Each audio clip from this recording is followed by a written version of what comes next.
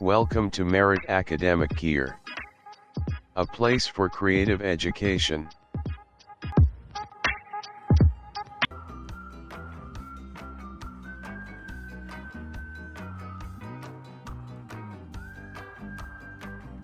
আসসালামু আলাইকুম প্রিয় শিক্ষার্থীরা, আজ আমি তোমাদের সাথে আলোচনা করব এইচএসসির ইংলিশ অ্যাসাইনমেন্ট নিয়ে, যেটা তোমাদের ইংলিশ প্রথম পত্রের প্রথম অ্যাসাইনমেন্ট।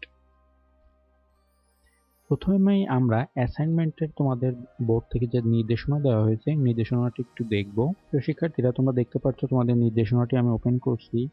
এখানে তোমরা লক্ষ্য করো, তোমাদের প্রথম সপ্তাহে ইতিমধ্যেই বাংলা, পদার্থবিজ্ঞান, পৌরনীতি ও সুশাসন, অর্থনীতি, যুক্তিবিদ্যা, হিসাব বিজ্ঞান ও খাদ্য পুষ্টি ইত্যাদি বিষয়ের উপর দুটি অ্যাসাইনমেন্ট গ্রহণ করা হয়েছে এবং দ্বিতীয় সপ্তাহে তোমাদের দুটি অ্যাসাইনমেন্ট আছে।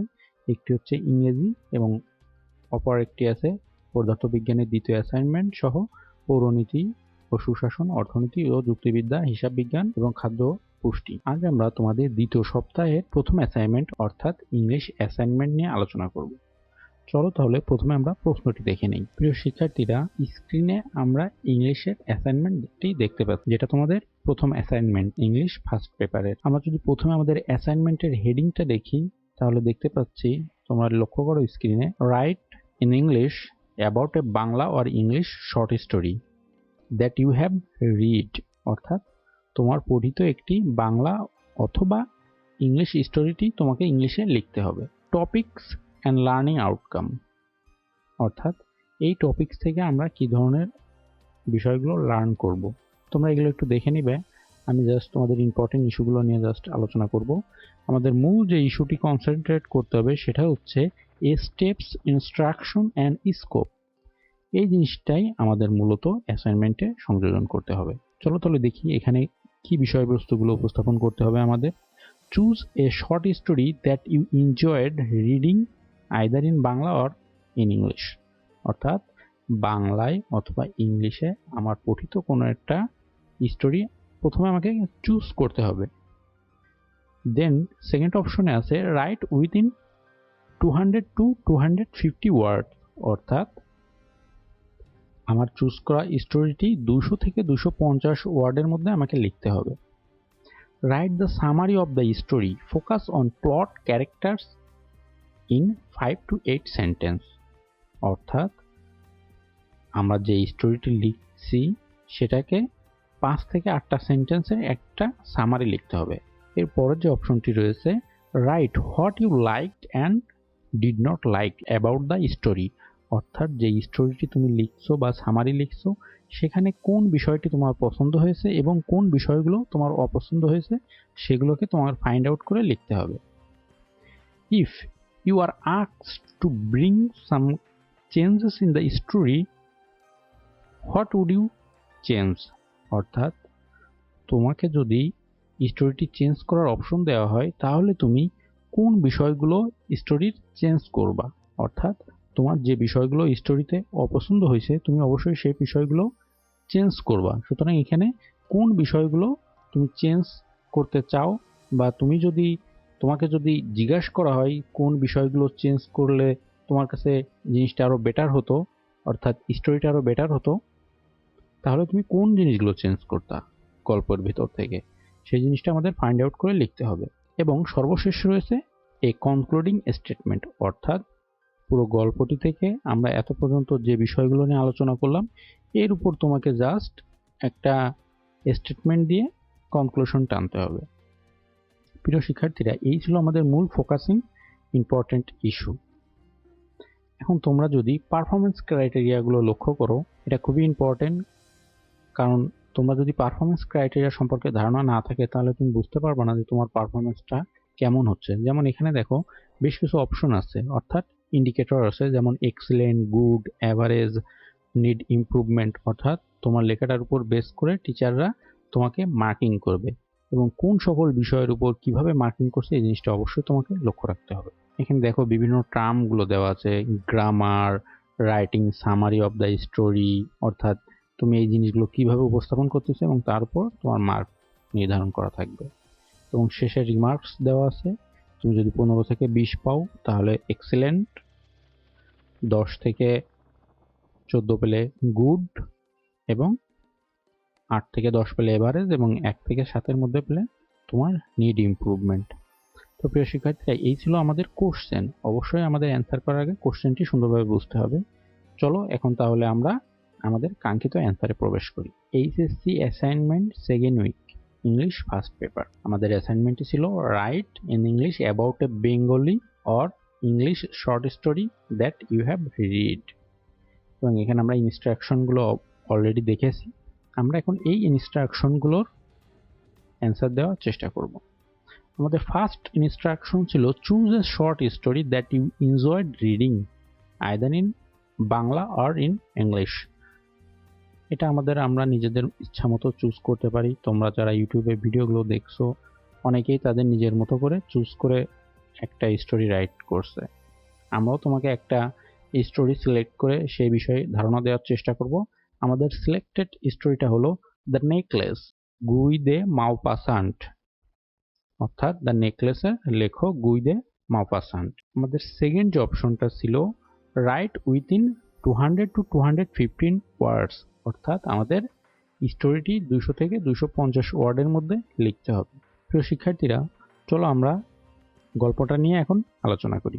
Madam Mathilde has always imagine herself an aristocrat despite being born into a family of clerk. অর্থাৎ ম্যাডাম ম্যাডলি একটা ক্লার্ক পরিবারে জন্মগ্রহণ করেও নিজেকে অনেক অভিজাত ভাবতেন। Her husband is a low-paid clerk who tries his best to make her happy. অর্থাৎ তার হাজব্যান্ড একজন কম বেতনের ক্লার্ক হওয়া সত্ত্বেও সে তার সর্বোচ্চ চেষ্টা করত তাকে সুখী করতে। After much effort, he secured for them an invitation to a ball sponsored by the Ministry of Education. অর্থাৎ অনেক চেষ্টার পরে তার হাজব্যান্ড তার জন্য একটা ইনভাইটেশন এনেছিল, যেটা মিনিস্ট্রি অফ এডুকেশন থেকে স্পন্সর করা হয়েছিল। Madam Loisel refuse to go for she has nothing to wear and wishes not to be embarrass. Madam Loisel, অর্থাৎ লয়সি হচ্ছে তার হাজব্যান্ডের নাম, madam Loisel refuse to go, madam Loisel সেখানে যেতে রিফিউজ করছিল কারণ he has nothing to wear, তার পরার মতো কোনো কাপড় ছিল না, এবং সে ওখানে যে embarrassed হতে চাচ্ছিল না। Upset at their displeasure, Loisel gives her 400 francs, all the money he had been saving to go hunting with his friends, so she can buy a dress. তার স্ত্রীর আপত্তির কারণে লয়সি তার জমানো 400 ফ্রান্সের সকল মানি তার স্ত্রীর ড্রেস কেনার জন্য ব্যয় করে। Even after Madame Loisel does so, she is still unhappy because she has no jewels to wear with it. এগুলোর পরেও ম্যাডাম লয়সিল অখুশি ছিল কারণ তার এই ড্রেসের সাথে পরিধান করার মতো কোনো জুয়েলারি ছিল না। She responds Loisel idea of wearing fresh flower instead, but takes his suggestion to borrow some jewelry from her friend Madame Jenny Forrester. অর্থাৎ প্রিয় শিক্ষার্থীরা, এখানে যেহেতু আমরা গল্পটাকে একটু সংক্ষিপ্ত করে লিখেছি, সুতরাং কিছু কিছু জায়গায় আমাদের একটু বুঝে নিতে হবে। যেমন তার হাজব্যান্ড লয়সেল তাকে সাজেস্ট করছিল কিছু ফ্রেশ ফ্লোয়ার পরিধান করার জন্য, অর্থাৎ যেহেতু তার জুয়েলারি নাই সেজন্য কিছু ফ্লোয়ার দ্বারা তাকে সজ্জিত করে, কিন্তু ম্যাডাম লয়সেল সেটা গ্রহণ করেনি, বরং লয়সেল আরো একটা সাজেস্ট করছিল যে যেহেতু তোমার গহনা নাই সুতরাং তুমি তোমার ফ্রেন্ডদের কাছ থেকে ধার করতে পারো। তার ফ্রেন্ডের নাম ছিল ম্যাডাম জেনি ফরেস্টার, এবং সে ফ্রেশ ফ্লোয়ার পরিধান করার থেকে ধার করে জুয়েলারি পরিধান করাটাকেই বেছে নিয়েছিল। She borrows a diamond necklace as her only ornamentation. অর্থাৎ সে তার সৌন্দর্যের জন্য, সাজানোর জন্য সে একটি ডায়মন্ডের নেকলেস ধার নিয়েছিল। Madam Loisel enjoys herself at the ball, dancing with influential men in reveling in their admiration. অর্থাৎ ম্যাডাম লয়সিল নিজেকে খুব উপভোগ করছিল, অর্থাৎ তাদের যে পার্টিতে ইনভাইট করা ছিল সে সেখানে ড্যান্সিং করছিল, মানুষদের সাথে জিনিসটাকে উপভোগ করছিল। Once she and Loisel return home, through she discovered that he has lost Jenny's necklace. যখন সে এবং তার হাজবেন্ড বাসায় ফিরে আসলো তখন তারা লক্ষ্য করলো যে তাদের নেকলেসটি হারিয়ে গেছে, and unable to find it, এবং সেটাকে আর খুঁজে পাচ্ছে না। They resigned themselves to buying a replacement. At the Place Royal shop, they find a similar necklace priced at 4,000, bargain for it, eventually setting at 36,000. অর্থাৎ তারা যেহেতু নেকলেসটি খুঁজে পাচ্ছিল না, সুতরাং সেটাকে রিপ্লেসমেন্ট করার সিদ্ধান্ত নিল এবং অনেক খোঁজাখুঁজির পর তারা প্লাইস রয়্যাল শপে সিমিলার টাইপের একটা নেকলেস খুঁজে পেল যেটার দাম ছিল 40,000 এবং তারা এটা বার্গেনিং করে 36,000-এ ফিক্সড করলো। Loisel uses an inheritance from his father to cover half the cost and borrows the rest at high interest. অর্থাৎ লয়সেল তার পৈতৃকভাবে প্রাপ্ত সম্পত্তি দ্বারা ডায়মন্ডের অর্ধেক দাম পরিশোধ করলো এবং বাকি অর্ধেক ধার করলো অন্যদের কাছ থেকে যার ইন্টারেস্ট ছিল হাই অর্থাৎ উচ্চ সুদে ধার করলো। Madam Loisels gives the necklace to Jenny without mentioning the loss of the original. অর্থাৎ ম্যাডাম লয়সিল তার নেকলেসটি জেনিকে ফেরত দিল কিন্তু তাকে বলল না যে নেকলেসটি হারিয়ে গিয়েছিল অর্থাৎ এটা অরিজিনাল নেকলেস নয়। অর্থাৎ এখানে ম্যাডাম লয়সিল একটি মিথ্যার আশ্রয় নিল। Mister Loisel and madam Loisel move into a heavy apartment and live in a poverty for 10 years. Mister এবং মিসেস লয়সেল যেহেতু তারা অনেক ধার দেনা করলো এবং তাদের পৈতৃক সম্পত্তি নেকলেস কিনতে ব্যয় করলো, সুতরাং তারা একটা স্যাবি অ্যাপার্টমেন্ট অর্থাৎ একটা কম দামি অ্যাপার্টমেন্টে চলে গেল এবং অনেক পোভার্টির ভিতরে 10 বছর কাটালো। After all the loans are paid off, যখন সমস্ত লোন শোধ হয়ে গেল, madam Loisel's encounters Jeanne on the Champs Elysees, but Jeanne barely recognize her due to her shabby clothing and unkempt appearance. অর্থাৎ ম্যাডাম লয়সিল লক্ষ্য করলো জেনিকে অনেকদিন পর, কিন্তু জেনি কদাচিৎই তাকে চিনতে পারলো কারণ তার বাজে কাপড় এবং তার অ্যাপিয়ারেন্সের জন্য। Madam Loisel tells Jeanne about the loss and replacement of the necklace.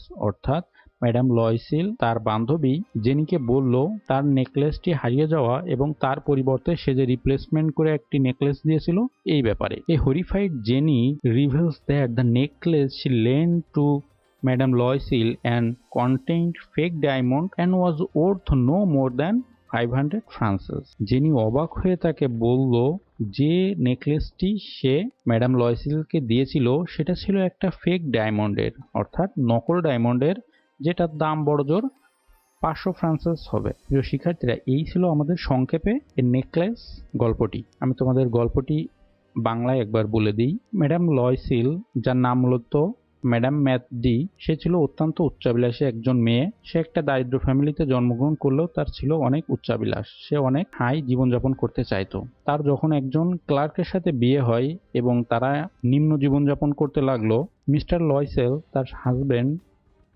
সবসময় চেষ্টা করতো তার স্ত্রীকে অনেক সুখী রাখতে, যা তার সামর্থ্য আছে, কিন্তু তার স্ত্রী এতে মোটেই সন্তুষ্ট ছিল না। সে সবসময় মন খারাপ করে থাকতো এবং অনেক উচ্চাবিলাস নিয়ে আশা করত। হঠাৎ একদিন যখন মিস্টার লয়সেল একটা ইনভাইটেশন আনলো, অনেক উচ্ছ্বসিত হয়ে সে তার স্ত্রীকে জানালো ইনভাইটেশন ব্যাপারে, যেটা ছিল মিনিস্ট্রি অফ এডুকেশন অর্থাৎ শিক্ষা মন্ত্রণালয়ের একটা ইনভাইটেশন সম্পর্কে। কিন্তু তার স্ত্রী মিসেস লয়সেল এ ব্যাপারে মোটেই খুশি হলো না, বরং সে বলল যে আমি এই ধরনের পার্টিতে যাওয়ার জন্য আমার কাছে কোনো ড্রেস নাই, আমি কি পরে যাব। মিস্টার লয়সেল তার এই কথা শুনে খুবই মন খারাপ করলো এবং সে অনেক দিন থেকে অনেক কষ্ট করে তাদের বন্ধুদের সাথে একটি হান্টিংয়ে যাওয়ার জন্য অর্থাৎ শিকারে যাওয়ার জন্য কিছু টাকা জমিয়েছিল এবং সেই টাকা পুরোটাই অর্থাৎ সেখানে ছিল 400 ফ্রান্স, সেই 400 টাকা পুরোটাই দিয়ে তার স্ত্রীর জন্য একটি ড্রেস কিনে দেয়। কিন্তু তারপরেও তার স্ত্রীর মন ভরে না। তার স্ত্রী যখন ড্রেস পেল তখন সে বলল যে আমি ড্রেস পরে কি করব, আমার তো ড্রেসের সাথে পরার জন্য কোনো জুয়েলারি নাই অর্থাৎ কোনো গহনা নাই। মিস্টার লয়সেল তখন তাকে বলে যে তুমি ড্রেসের সাথে কিছু ফ্রেশ ফ্লাওয়ার অর্থাৎ কিছু ফুল পরিধান করতে পারো, এখন তো ফুল পরিধান করাটা অনেক ফ্যাশনেবল। কিন্তু মিসেস লয়সেল ছিল অনেক উচ্চাবিলাসী, সে অনেক দামি গহনা পরিধান করতে চাইতো, সুতরাং সে তার হাজব্যান্ডের এই প্রপোজালে রাজি হয় না। পরবর্তীতে তার হাজব্যান্ড তাকে বলে যে ঠিক আছে, যেহেতু আমাদের গহনা নেই, তুমি তোমার কোনো বান্ধবীর কাছ থেকে কিছু গহনা ধার করতে পারো শুধু প্রোগ্রামে যাওয়ার জন্য। পরবর্তীতে মিসেস লয়সেল তার বান্ধবী জেনির কাছ থেকে একটি গহনা ধার করে, যেটা ছিল একটা হীরের নেকলেস, এবং সেটি পরে সে পার্টিতে যায়। পার্টিতে অনেক নাচ গান করার ফলে অনেক হাই ক্লাস লোকের সাথে সে মেশে এবং সে নিজেকে অনেক বড় মনে করে, কারণ ওই প্রোগ্রামে সমস্ত দামি লোকদের সাথে সে এনজয় করতে থাকে। এবং যখন পার্টিটা শেষ হয়ে যায়, রাতে তারা বাসায় ফিরে, তখন বাসায় সে লক্ষ্য করে যে মিসেস লয়েসের নেকলেসটি তার কাছে নাই। মিস্টার লয়েসি অনেক খোঁজাখুঁজি করেও যখন নেকলেসটি খুঁজে পায় না, তখন তারা সিদ্ধান্ত নেয় যে যেহেতু তাদের নেকলেসটি হারিয়ে গেছে, সুতরাং নেকলেসটি তো ফিরিয়ে দিতেই হবে, সুতরাং ওরা একটা নতুন নেকলেস কিনবে। অনেক খোঁজাখুঁজির পর তারা সিমিলার টাইপের একটা নেকলেস খুঁজে পায়, যেটার দাম ছিল 40,000। সর্বশেষ তারা 36,000-এ সেটা ম্যানেজ করে, এবং এই 36,000 ফ্রান্স ম্যানেজ করার জন্য মিস্টার লয়েসেল তার প্রাপ্ত পৈতৃক সম্পত্তি বিক্রি করে, এবং যা দ্বারা শুধুমাত্র ওই হীরের নেকলেসের অর্ধেক দাম পরিশোধ হয়, এবং বাকি অর্ধেক পরিশোধ করার জন্য সে উচ্চ সুদে ঋণ নেয়। এবং এই উচ্চ সুদের ঋণ নেওয়ার কারণে পরবর্তী 10 বছর তাদের বিভিন্ন দৈন্যতার মধ্য দিয়ে জীবনযাপন করতে হয়। তারা যে অ্যাপার্টমেন্টে ছিল, অ্যাপার্টমেন্ট ছেড়ে চলে আসতে হয়। তাদের বাসায় চাকরানি ছিল, চাকরানিকে পরিত্যাগ করতে হয়। তারা অনেক দারিদ্রতার মধ্যে জীবনযাপন করে। 10 বছর পরে যখন মিস্টার লয়েসেল এবং মিসেস লয়েসেল সমস্ত সুদের পাওনা পরিশোধ করে, হঠাৎ একদিন তাদের বান্ধবীর সাথে দেখা হয়। বান্ধবীকে দেখে সে তার কাছে যায়, কিন্তু বান্ধবী তাকে চিনতে পারে না। পরবর্তী যখন পরিচয় দেয়, তখন সে বলে যে তোমার এমন রুগ্ন, এমন নোংরা ড্রেস দেখে আমি তোমাকে চিনতে পারি নাই। এরপরে মিসেস লয়েসেল তার বান্ধবীকে বলে যে এই সকল জন্য তোমার ওই হারটি দায়ী। তার বান্ধবী জেনি তাকে তখন বিস্তারিত বলতে বলে। তখন মিসেস লয়েসেল তাকে সমস্ত ঘটনা খুলে বলে যে সে নেকলেসটি কিভাবে ফেরত দিয়েছিল। এবং সমস্ত কিছু শোনার পরে তার বান্ধবী জেনি অবাক হয়ে বলে যে আমি তোমাদের যে নেকলেসটি দিয়েছিলাম সেটা ছিল নকল ডায়মন্ডের, তার দাম সর্বোচ্চ 500 ফ্রান্স হবে। প্রিয় শিক্ষার্থীরা, গল্পটা এখানেই শেষ। এই গল্পে মূলত রাইটার যে জিনিসটা ফুটিয়ে তোলার চেষ্টা করছে সেটা হচ্ছে অনেক বেশি উচ্চাভিলাষ এবং অনেস্টি, অর্থাৎ তোমার যা আছে তুমি সেটা নিয়ে সুখে থাকো এবং মিথ্যা বলো না। অর্থাৎ এখানে মিসেস লয়েসেল তার বান্ধবীর কাছ থেকে যে হাইড করছিল যে নেকলেসটি হারিয়ে গেছে, এখানে সে মিথ্যে বলার কারণে পরবর্তী 10 বছর তাদের নিদারুণ করুণ জীবনযাপন করা লাগে। অথচ তখন যদি সে তার বান্ধবীর সাথে সত্য কথাটি বলতো, তাহলে এই ধরনের পরিণতি ভোগ করতে হতো না। এবং মিস্টার লয়েসেল তার স্ত্রীকে প্রচুর পরিমাণে ভালোবাসে, কিন্তু তার স্ত্রী সেই ভালোবাসাটাকে অগ্রাহ্য করে প্রাচুর্যতা, ধন সম্পদকেই তার সুখের স্থান ভেবে নিয়েছিল। এই কারণে তাদের এই করুণ পরিণতি ভোগ করতে হয়। এই ছিল আমাদের গল্পটি। প্রিয় শিক্ষার্থীরা, এরপর আমাদের যে অপশনটি ছিল write the summary of the story, focus on plot characters in 5 to 8 sentence, অর্থাৎ 5 থেকে 8টি সেন্টেন্সের মধ্যে আমরা যে গল্পটি বর্ণনা করলাম তার সামারি লিখতে হবে। অর্থাৎ প্রথমে 200 থেকে 250 ওয়ার্ডের মধ্যে আমাদের স্টোরি লিখতে হবে, এবং পরবর্তীতে 5 থেকে 8টি সেন্টেন্সের মধ্যে আমাদের সামারিটা লিখতে হবে। চলো তাহলে আমরা সামারিটা লিখি। One of the theme within the necklace in the dichotomy of reality versus appearance. Madame Lois is beautiful on the outside, but inside she is discontented with her less than wealthy lifestyle. অর্থাৎ madam লয়েসেল বাহ্যিকভাবে অনেক সুন্দর ছিল, কিন্তু তার মনটা ছিল সম্পদলোভী। She believes that material wealth will bring her joy, and her pride prevents her from admitting to Madame Forster that she is not rich and that he has lost the necklace she borrowed. Madam Loisel ধারণা ছিল যে সম্পদ বা গহনার মধ্যে তার সমস্ত আনন্দ খুশি নিহিত, সুতরাং সে তার বান্ধবী ম্যাডাম ফরেস্টের কাছ থেকে নেকলেস ধার করছিল, এবং শেষে নেকলেসটি সে হারিয়ে ফেলে। Because of her pride and obsession with wealth, Matty loses 10 years of her life and spends all of her saving and replacing the necklace. অর্থাৎ ম্যাথি তার গৌরবের জন্য এবং তার ওয়েলথ লোভের জন্য সে তার জীবনের গুরুত্বপূর্ণ 10টি বছর নষ্ট করে, এবং তার সমস্ত সঞ্চয়ও সে ওই নেকলেসের জন্য ব্যয় করে। Only to find out that the original necklace was a fake to begin with a falsely wealthy appearance, just like Madame Loisel herself. অর্থাৎ ফেক নেকলেসের ভিড়ে ম্যাডাম লয়েসেল যেমন আসল নেকলেস চিনতে পারে নাই, ঠিক সেমনিভাবে সে তার জীবনটাকে ক্ষতিগ্রস্ত করছে সম্পদের লোভের জন্য। The story demonstrate the value of honesty. এই স্টোরিটা অনেস্টির গুরুত্বপূর্ণটাকে তুলে ধরেছে। If Mathilde had told the truth to the madam Forestier, she would likely have been able to easily replace the necklace and enjoy the prosperity he wanted but never had. অর্থাৎ Mathilde যদি সত্যটা তার বান্ধবীকে বলতো, তাহলে তাদের এই করুণ পরিণতি ভোগ করতে হতো না। প্রিয় শিক্ষার্থীরা, আমি তোমাদের বোঝার জন্য গল্পটাকে নিজের মতো করে বললাম, তোমরা ইংলিশটা বুঝে নিবে। এর পরবর্তীতে আমাদের যে অপশনটি রয়েছে, write what you like and did not like about the story, অর্থাৎ এই স্টোরি থেকে তুমি কোন জিনিসটা পছন্দ করলে এবং কোন জিনিসটা পছন্দ করলে না। What I like, the writer described the story excellently. The lesson of the story is that honesty is the best policy. If Matthew had been honest with her friend from the start, she would have learned that the necklace wasn't made of real diamond and would not have wasted 10 years paying for the replacement. The story also shows the love of a husband to his wife. Like a short story, the conclusion of the story is just awesome. প্রিয় শিক্ষার্থীরা, অর্থাৎ গল্পের কোন বিষয়গুলো আমাদের পছন্দ হয়েছে, what I like এই অংশে আমরা সেই জিনিসগুলো ডিসক্রাইব করছি। হোয়াট আই ডিডন্ট লাইক, অর্থাৎ উক্ত গল্পের কোন বিষয়গুলো আমরা পছন্দ করি না বা আমি পছন্দ করি নাই। I don't like the last part of the story. In the last part of the story they are suffering a lot for her life's ambition, but in that time his wife didn't show any courtesy to her husband because her husband lost everything only for his wife happiness. Writer give more importance in honesty than love, অর্থাৎ writer এখানে অনেস্টিটাকে অনেক বেশি জোর দিয়েছেন, কিন্তু তার husband যে তার স্ত্রীকে অনেক বেশি ভালোবাসে সেই জিনিসটা তেমন একটা ফুটিয়ে তোলা হয় নাই। অর্থাৎ এই পার্টটাকে আমার এই গল্পের একটু অপছন্দ হয়েছে। If you are asked to bring some change in the story, what you do change, অর্থাৎ এই গল্পে যদি তোমাকে কোনো কিছু চেঞ্জ করতে বলা হয়, তাহলে তুমি কোন পার্ট বা কোন অংশটুকু চেঞ্জ করতে চাইবে। I know it's a short story and the conclusion of the story is just like a short story, but the reader will be happy if after knowing the truth about the necklace they trying to be remember their life. They also need to be grateful and happy with the things they have and the lifestyle they live, because it could always be yours. And I also change the finishing of the story. It will be better if Madame Forrester returns their money for the necklace. Then they realize their dishonesty and lead a happy life with honesty. প্রিয় শিক্ষার্থী, as class আমাদের conclusion লিখতে হবে, a concluding statement. By pointing out that the character could have avoided their unhappiness by being honest, he reminds readers that they too may suffer consequences from dishonesty.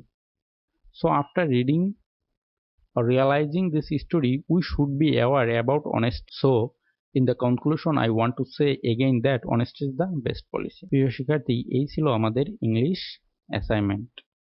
ডকুমেন্টটির PDF link আমরা দিয়ে দেবো, তোমরা PDF link থেকে সহজেই পিডিএফটি download করে নিয়ে বাসায় একটি প্র্যাকটিস করতে পারো এবং তোমাদের অ্যাসাইনমেন্ট হিসেবে জমা দিতে পারো। ধন্যবাদ।